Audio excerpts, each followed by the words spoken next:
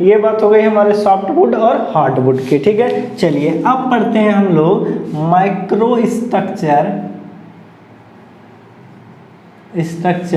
Of exogenous tree, ठीक है। बहिर्जात, जो बहिर्जात वृक्ष हैं उनका हम लोग माइक्रो स्ट्रक्चर पढ़ेंगे, ठीक है। माइक्रो स्ट्रक्चर का मतलब क्या है, पेड़ को काटना है, ठीक है। पेड़ को काट करके जो उसका क्रॉस सेक्शन है उसको नग्न आंखों से देखना है कि ना कि सूक्ष्मदर्शी से, ठीक है।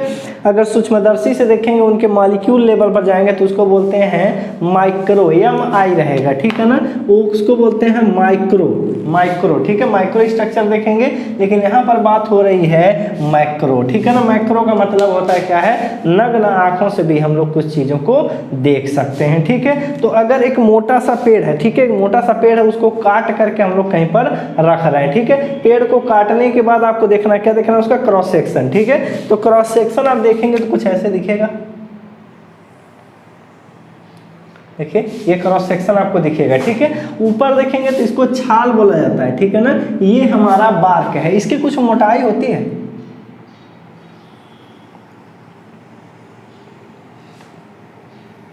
देखिए इसकी कुछ मोटाई रहती है, कुछ ये मोटा रहता है, ठीक है। तो थोड़ा सा हम ब्लैक का यूज कर लेते हैं यहाँ पर, देखिए ये आपका छाल रहता है, ये आपको छाल देखने को मिलेगा, ये बार्क है।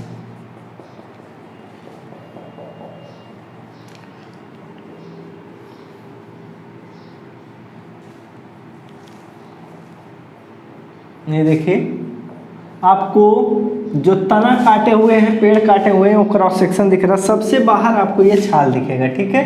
ये आपका है बार्क, ठीक है ना। अब बार्क भी दो टाइप का आपको देखने को मिलेगा। एकदम से जब बाहर देखेंगे, एकदम ये बाहर वाला पोर्शन देखेंगे, ये वाला, तो इसको बोलते हैं आउटर बार्क।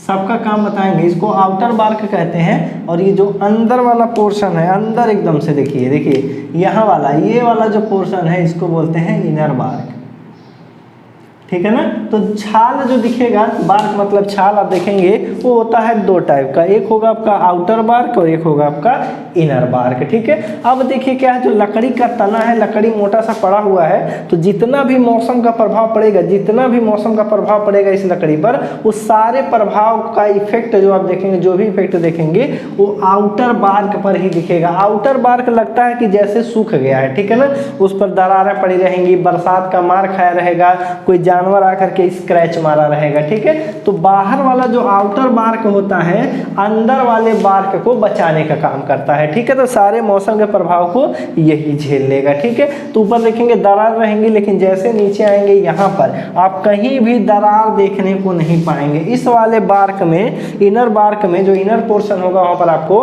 कहीं भी दरार देखने को नहीं मिलेगा, ठीक है ना। तो कहीं पर आपको दरार देखने को नहीं मिलेगा। अब क्या होगा, इसके जस्ट नीचे आएंगे ना, आप देखेंगे इनर बार्क देखेंगे एकदम मुलायम रहेगा, हरा हरा सा रहेगा, यहाँ पर पानी मौजूद रहता है, ठीक है। यहाँ चिपचिपा सा एक पदार्थ मौजूद रहता है, ठीक है। तो ये क्या करता है, इनर बार्क इसी नमी को बाहर जाने नहीं देता है, ठीक है। इसी नमी को, इसी रस को, इसी सैप को क्या करेगा, ये बाहर नहीं जाने देगा। तो इनर बार्क का अलग काम है, आउटर बार्क का अलग काम है, ठीक है। तो इसके जस्ट नीचे आप देखेंगे पानी की एक पतली सी परत रहेगी, पानी और नमक का एक पतला सा परत रहेगा, जिसको बोलते हैं हम लोग सैप, ठीक है। तो यहां पर आप देखेंगे पतली सी लेयर दिखेगी, एक पतली सी रस से भरी परत पाई जाएगी, ठीक है। इसमें जो है आपका फ्लूइड रहेगा, साल्ट प्लस वाटर रहता है, ठीक है ना।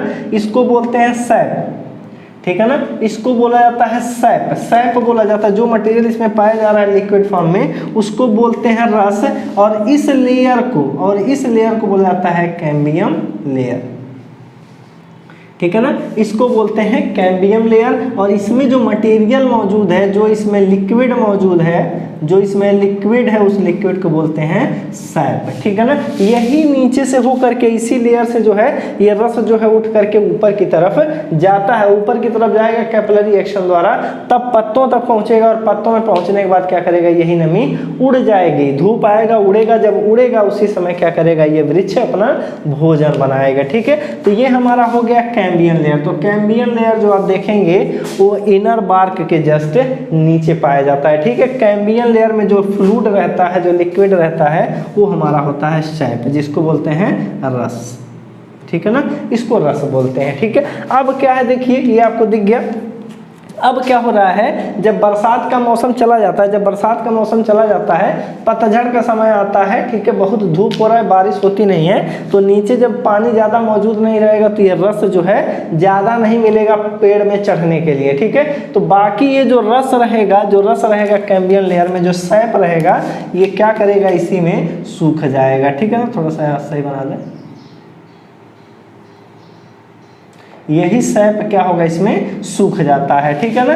यानी कि अब देखेंगे 1 साल पहले, अभी तो ये कैम्बियन लेयर दिख रहा है, इससे 1 साल पहले ये थोड़ा नीचे रहा होगा, ठीक है, 1 साल पहले थोड़ा नीचे रहा होगा, यही जो है सूख गया होगा, ठीक है। रस के सूखने के बाद यही कैम्बियन लेयर जो है एक लकड़ी के रूप में कन्वर्ट हो जाती है, ठीक है। बहुत मुलायम लकड़ी रहेगा, उसमें नमी बहुत ज़्यादा मौजूद रहेगी, उसी लकड़ी को बोलते हैं हम लोग सैपवुड, ठीक है। यानी कि अगर 1 साल बीत जाए ना तो यही सूख जाएगा और यही लकड़ी कन्वर्ट हो जाएगी किसमें, सैपवुड में, ठीक है। तो अगर 1 साल पहले जाते ना तो ये लेयर यहाँ रहती, फिर सूख गया है वो लकड़ी, अब इसके बाद एक नया लेयर बन गया, क्योंकि हर साल एक कैम्बियन लेयर बरसात के समय में बनेगा और यही सूखने के बाद एक लकड़ी बनेगी जिसको बोलते हैं सैपवुड, ठीक है। सैप के सूखने से एक लकड़ी बनेगी जिसको बोलते हैं सैपवुड। तो आपको एक परत दिखेगा, ये लकड़ी बन गया, ठीक है। देखिए ये आपको एक लकड़ी बन गया,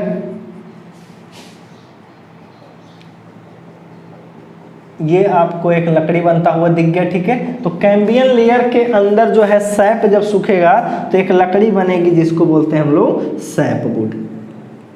सैपवुड, ठीक है, इसी को बोला जाता है सैपवुड। अब देखिए प्रश्न क्या है, प्रश्न जो पेपर में पूछा जाएगा, कहेगा कैम्बियन लेयर कहाँ पाया जाता है, तो आप बताएंगे सैपवुड के जस्ट ऊपर और इनर बार्क के नीचे, ठीक है। इनर बार्क के जस्ट नीचे और सैपवुड के जस्ट ऊपर जो लेयर मिलती है उसको बोलते हैं कैम्बियन लेयर, और कैम्बियन लेयर में आप देखेंगे सैप मौजूद रहता है, रस मौजूद रहता है, ठीक है। दूसरा क्या पूछा जा सकता है कि सैपवुड कहाँ पाया जाता है, तो कैम्बियन लेयर के जस्ट नीचे, ठीक है ना। तो जस्ट नीचे आपको ये पाया जाएगा, ठीक है। इसके जस्ट नीचे अगर आप आएंगे, इसके नीचे अगर जस्ट आप आएंगे तो एक लकड़ी मिलेगी जिसके अंदर नमी जो होगी, मॉइस्चर जो होगी बहुत कम रहेगी, ठीक है। इस वाले में तो बहुत ज़्यादा मॉइस्चर रहेगा, जब आप कुल्हाड़ी से काटेंगे ना तो ये लकड़ी बहुत तेजी से कट जाएगी, आपको सफ़ेद सफ़ेद ही दिखेगा, ठीक है ना।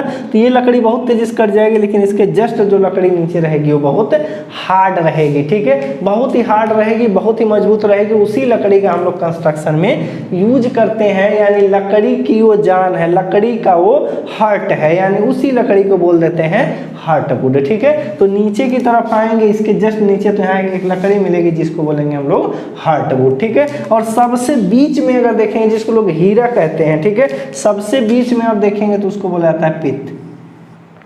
जब ये पेड़ छोटा रहा होगा ना, तो आप सफ़ेद वाला पीछे जस्ट समझाए हैं, जो छोटा सा सफ़ेद वाला है ना, उसी के चारों तरफ कैम्बियन लेयर बनता है। 1 साल आते हैं कैम्बियन सूख जाएगा, सैपवुड बन जाएगा, ठीक है। सैपवुड बनने के बाद अगले साल फिर क्या होगा, फिर कैम्बियन लेयर बनेगा, फिर वो रस जो है सैपवुड कन्वर्ट होगा, और जो सैपवुड होता है वो हार्टवुड में कन्वर्ट हो जाता है, ठीक है। अभी अलग से भी समझा देंगे, अभी तो बाहर से समझा रहे हैं, अभी अंदर से समझा देंगे, ठीक है। इसको बोलते हैं पित्त, इसको बोलते हैं हम लोग पित्त बोलते हैं, अथवा मैडुला, इसको बोलता है मैडुला, ठीक है ना।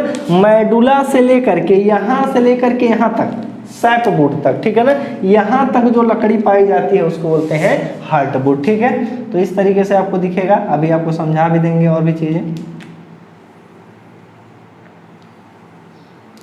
ये ठीक है ना, यहाँ से लेकर के यहाँ तक की लकड़ी, यहाँ से लेकर के यहाँ तक की लकड़ी को बोलते हैं हम लोग हार्टवुड।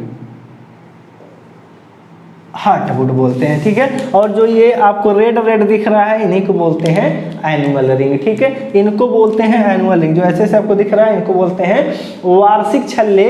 इन्हीं छल्लों को देख करके हम इसका एज का पता लगा लेंगे, ठीक है। हर साल जो है जो सैप होता है, सैपवुड होता है, वो हार्टवुड में कन्वर्ट हो जाता है, ठीक है। अथवा जो सैप होता है वो सैपवुड में कन्वर्ट होता है, तो हर साल आपको एक रिंग बनते दिख जाएगा। अगर किसी में अगर कोई क्रॉस सेक्शन देख रहे हैं आपको 10 रिंग दिख रहा है तो समझ जाएंगे इसकी जो एज है वो आपकी 10 ईयर है, ठीक है। तो अगर वृक्षों का एज पता करना है, जो ट्री है इसका अगर उम्र आपको पता करना है, आयु पता करना है, तो इनके एनुअल रिंग को गिन करके पता लगाया जा सकता है, ठीक है ना। उसके बाद देखिए क्या है, इस पित्त से कुछ रेशे निकलते हैं, कुछ फाइबर जो है निकल करके जाएंगे कहाँ तक, सैपवुड तक जाएंगे, एकदम लास्ट तक जाएंगे। देखिए यहाँ से क्या होगा, दूसरा कलर यूज कर लें, देखिए यहाँ से क्या होगा, कुछ फाइबर निकलेंगे, ठीक है, वो पूरा सैपवुड तक जाएंगे, ऊपर की तरफ जाएंगे, मतलब कैम्बियन लेयर तक पहुँच जाएंगे, वहाँ तक आपको पहुँचते हुए दिखेंगे, ठीक है, वहां तक आपको पहुंचते हुए दिख जाएंगे, ठीक है। तो वहां पर जाएंगे पूरा सैपवुड तक। ये क्या करेंगे, देखिए सैपवुड का एनुअल रिंग होगा, सैपवुड का, और साथ ही साथ हार्टवुड, ठीक है। इनके एनुअल रिंग को ये फाइबर क्या करता है, पकड़ करके रखा रहता है। ये एनुअल रिंग के लंबवत होते हैं, थोड़ा सा ध्यान से देखिए, ये एनुअल रिंग के लंबवत है, एनुअल रिंग के लंबवत है। ये एनुअल रिंग को पकड़े रहते हैं, जिसकी वजह से क्या होती है, इस लकड़ी की स्ट्रेंथ बढ़ जाती है। इनको बोलते हैं मेडुलरी रेज। ये जो रेज दिख रहे हैं इन्हें बोलते हैं मेडुलरी रेज, ठीक है ना। मेडुलरी रेज बोला जाता है, मज्जा रस में बोलते हैं, ठीक है, हिंदी में बोला जाता है मज्जा रस, ठीक है ना। इनको बोला जाता है मज्जा रस में। तो आपको समझ में आ गया होगा कि माइक्रो स्ट्रक्चर क्या है। अब देखिए क्या है, ऑब्जेक्टिव सवाल क्या क्या है, क्या पूछा जाएगा, कहेगा कि हार्टवुड पाया जाता है, तो आप बताएंगे पित्त के ऊपर और सैपवुड के नीचे, ठीक है, वहां पाया जाएगा आपका हार्टवुड, ठीक है। कहेगा सैपवुड पाया जाता है, सैपवुड पाया जाता है, कहाँ पाया जाता है, हार्टवुड के ऊपर और कैम्बियन लेयर के नीचे, ठीक है। कैम्बियन लेयर पाया जाता है कहाँ, सैपवुड के ऊपर और इनर बार्क के नीचे, ठीक है। और जो सैप होता है वो कहाँ पाया जाता है, तो बताएंगे आप कैम्बियन लेयर में, ठीक है। तो अभी तो हम आपको बाहर से बताए हैं, अब आपको थोड़ा सा अंदर से बता देते हैं, ठीक है। तो ये हो गया हमारा माइक्रो स्ट्रक्चर, आपको एक बार और बताते हैं, ठीक है।